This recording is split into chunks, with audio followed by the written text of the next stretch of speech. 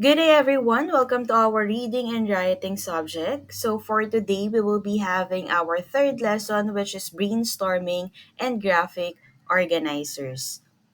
For today's lesson, we will be discussing the different advantages and disadvantages of using these two techniques in organizing information, as well as what do these words actually stand for, or how do we define them. Now, let us take a look at this picture first, no? Reading and writing can be frustrating as it is often not an easy task. Okay, so despite of you or most of you doing it on a regular basis, sometimes it could be difficult for you. Okay, there would be a lot of information to process.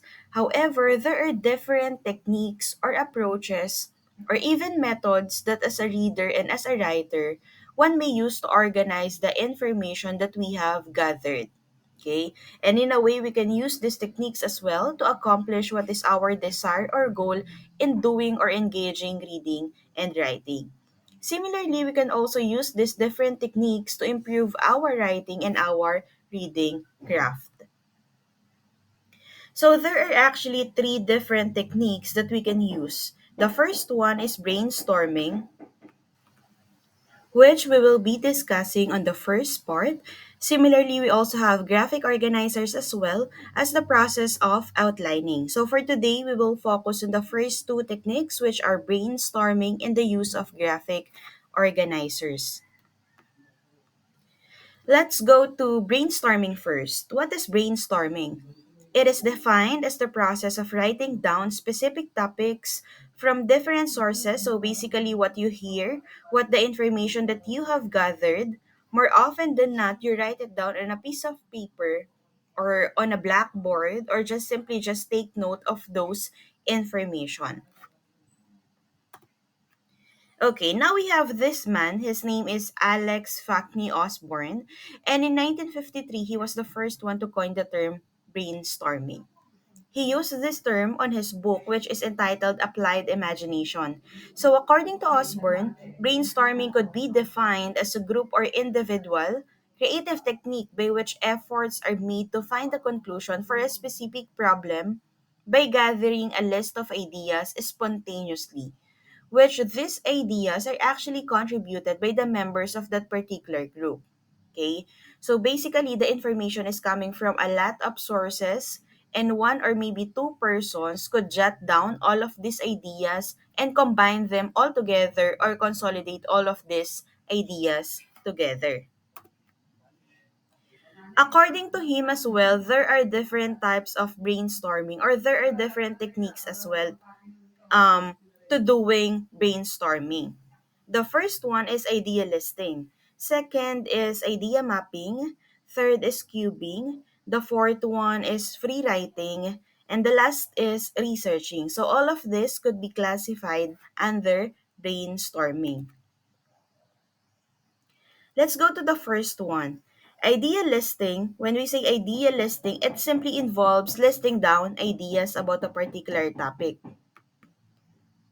So basically, you have one topic, one specific topic that you want to gather information or collect information for, and then you just simply list them, supporting details about it or ideas about that particular topic. Take, for example, this one. So we have unemployment. Under unemployment, there are several ideas that we can associate with the word or with the term. Okay, so unemployment here is basically what we call or what we refer to as the topic. Whereas all of these little ideas or these words associated to unemployment, that these are the things that we could think of every time that the word unemployment comes up. So those could be your ideas. Okay, the next one is idea mapping. As for idea mapping, it is simply a visual representation of your ideas and how are these ideas connected to one another. This could also be referred to as web clustering. Okay? Ganito yung itsura niya.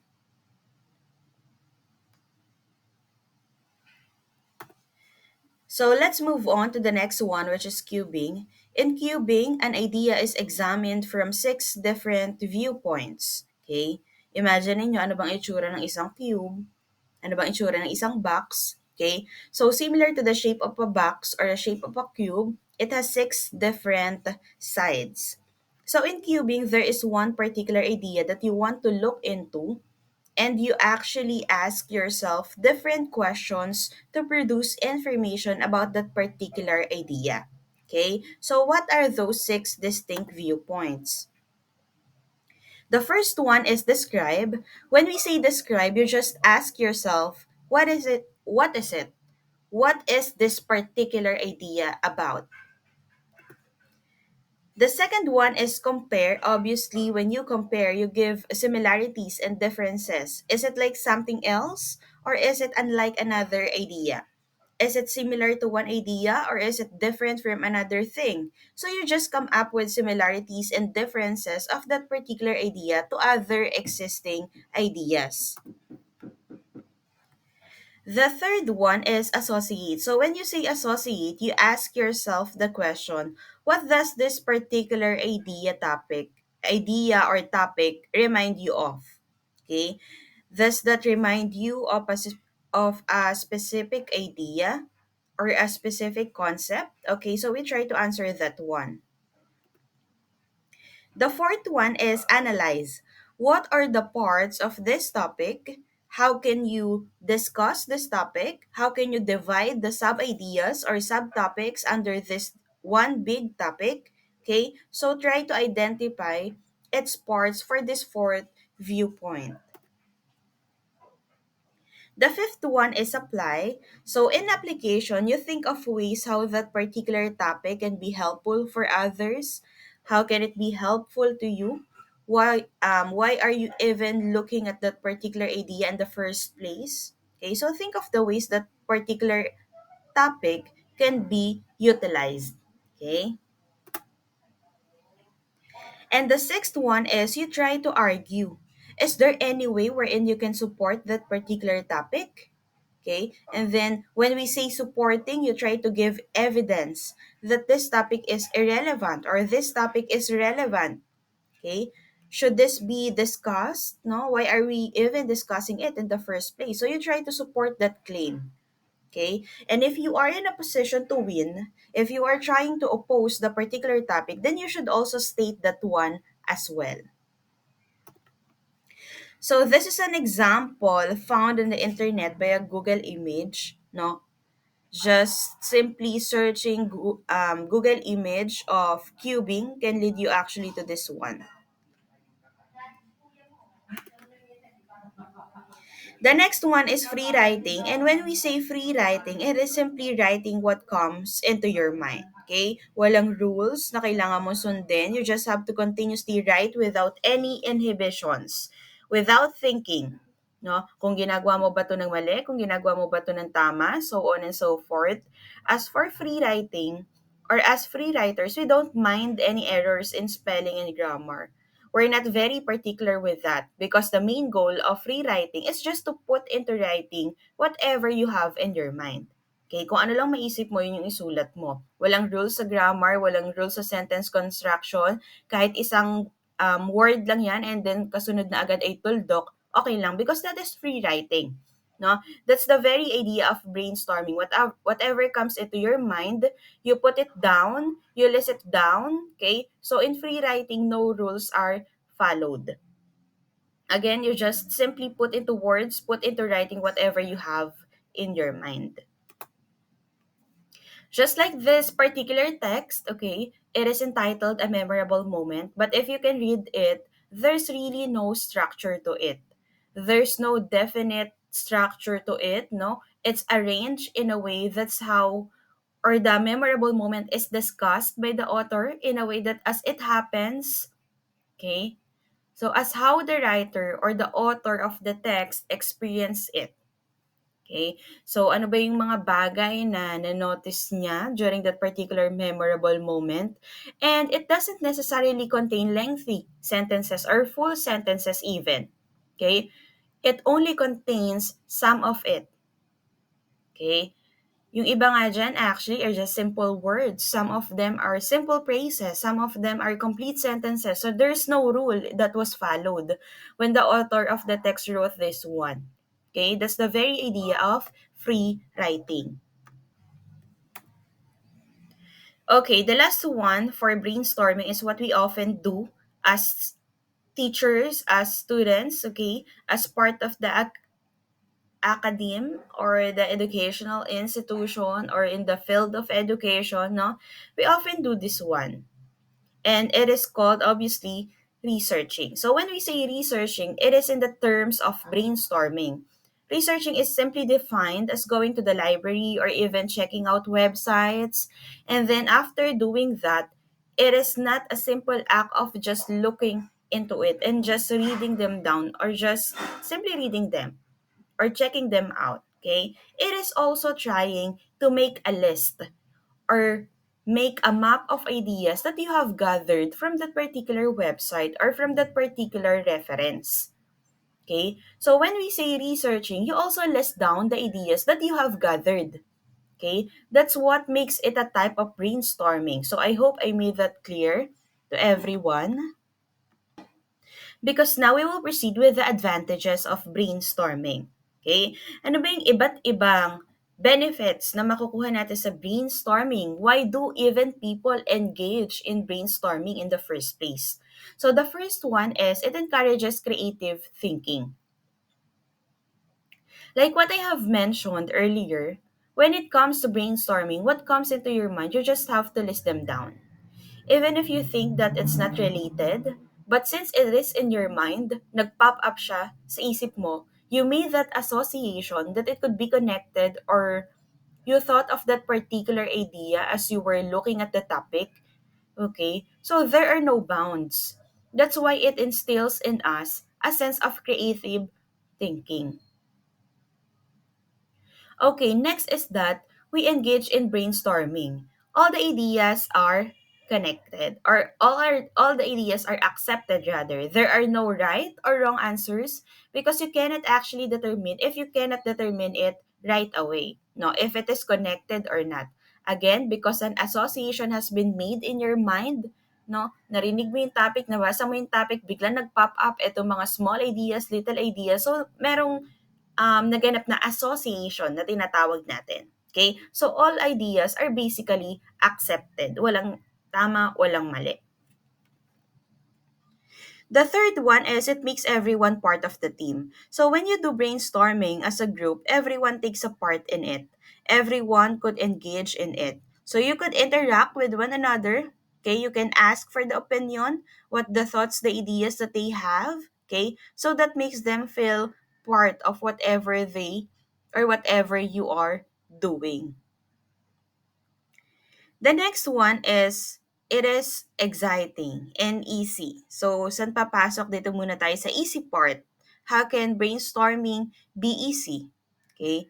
Again, because of what I have mentioned earlier. When we do brainstorming, when we engage in brainstorming, there are basically no rules to follow. There are no rules that we have to consider, that you have to think about, no? Because whatever comes into your mind, you just list them down. Okay? You just say it out loud. That is why it is very easy. Walang rules, walang mali. Walang wrong idea. All ideas are accepted. Okay? So, paano naman papasok yung easy part? Brainstorming, exciting part rather. Brainstorming,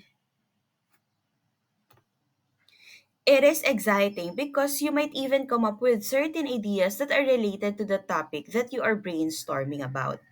Okay, that you haven't even thought of yourself.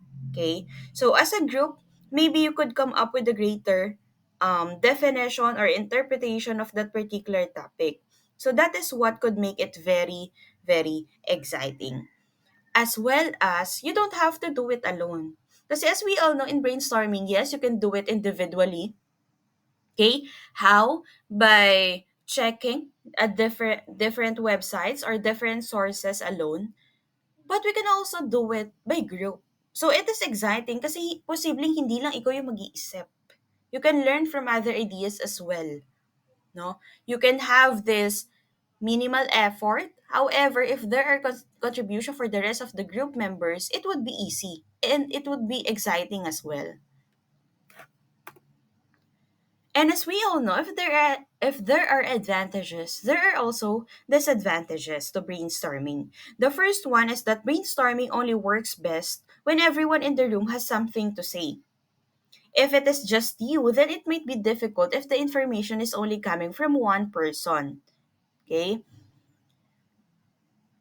If it just came from one individual for an individual, no, it might be difficult to actually come up with a variety of interpretations, a variety of assortment of ideas, and assortment of thoughts. Okay?